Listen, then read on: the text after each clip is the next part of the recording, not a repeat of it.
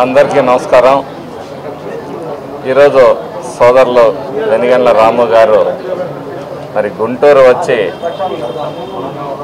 ఇక్కడ cancer hospital Natco వారి సహకారంతో నడుస్తున్న క్యాన్సర్ హాస్పిటల్ని సందర్శించి ఇక్కడ జరుగుతున్న విధానాలని, ఏ విధంగా ఇక్కడ ట్రీట్మెంట్ జరుగుతుంది, అలాగే గుడివాడలో కూడా ఇలాంటి ఒక హాస్పిటల్, ఇలాంటి ఒక అడ్మినిస్ట్రేషన్ కావాలని చెప్పేసి మరి మన క్యాన్సర్ యూనిట్కి రావటం అనేది నిజంగా ఇక్కడ మరి బోర్డ్ ఆఫ్ మెంబర్స్ కానీ, వైద్యులకు కానీ, సిబ్బందికి కానీ గర్వకారణం అని చెప్పి సందర్భంగా తెలియజేస్తా ఉన్నాను.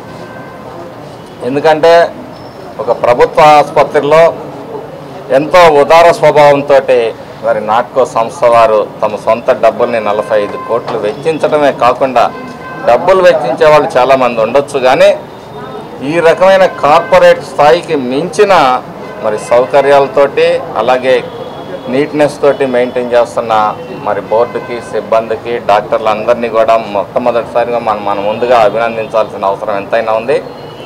దురదృష్టం ఏంటంటే మన ప్రాంతంలోనే నాట్కో పట్ల మరి ఈ సంస్థ పట్ల అవగాహన లేక ప్రతి ఒక్కళ్ళు కూడా మరి బసవతారకం గారి హాస్పిటల్కి హైదరాబాద్ పరిగెడుతూ మమ్మల్ని లెటర్స్ రాస్తున్నప్పుడు కూడా మేము చాలా సందర్భాల్లో చెప్పినప్పటికీ కూడా వాళ్ళు వినిపించుకోవట్లేదు.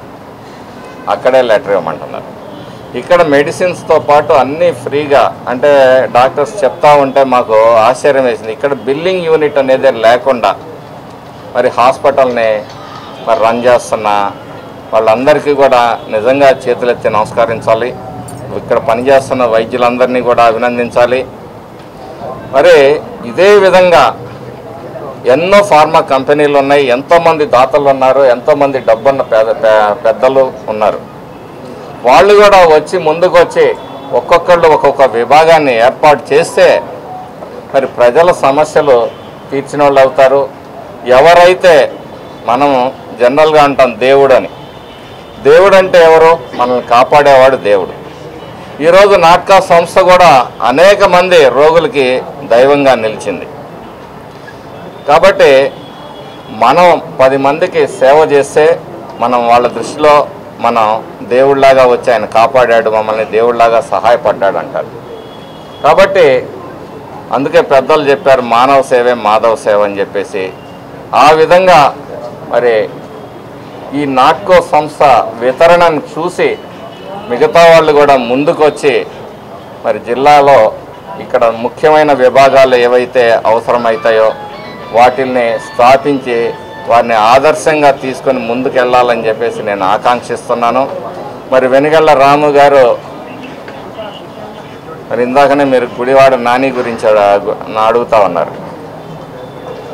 ఒక యువకుడిగా, విద్యావంతుడిగా మరి విదేశాల్లో ఉండి ఈరోజు సేవా తత్పరతతోటి రాజకీయాల్లో ఎంటర్ అయ్యి ఒక దుర్మార్గుడిని ఓడించడంతో మన బాధ్యత కాదు, ప్రజలకు సేవ చేయాలనే ఒక ఆలోచనతోటి ఈరోజు ఇక్కడికి వచ్చి ఇక్కడ విషయాలని తెలుసుకొని అక్కడ మరి అభివృద్ధి చేయాలనే ఒక చేస్తున్నందుకు ముందుగా మరి మా సోదరులు వెనిగండ్ల రాము గారిని హృదయపూర్వకంగా అభినందిస్తున్నాను.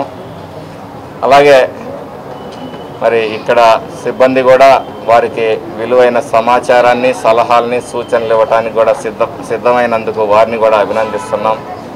మరి ఇప్పుడే సదా గారు, నాట్కో వైస్ చైర్మన్ గారు మాట్లాడుతూ అన్నారు, దీన్ని ఇంకా డెవలప్ చేయాలి, ఇంకా ఒక 20 కోట్ల రూపాయలు మేము ఖర్చు పెట్టేసి బెడ్స్ ఇది కూడా పెంచడానికి మరి ప్రణాళికలు చేస్తున్నామని చెప్పేసి మాట్లాడటం జరిగింది.